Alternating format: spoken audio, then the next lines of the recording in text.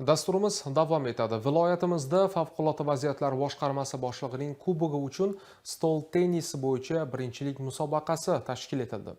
Mazkur sport tadbiri viloyat favqulodda vaziyatlar tizimida faoliyat olib borayotgan xodimlar o'rtasida sportni ommalashtirish va sog'lom turmush tarzini targ'ib etish maqsadida o'tkazildi. Mazkur musobaqada viloyatning shahar va tuman favqulodda vaziyatlar bo'limlaridan tashrif buyurgan harbiy xizmatchilardan iborat jami 28 ta terma jamoa ishtirok etdi.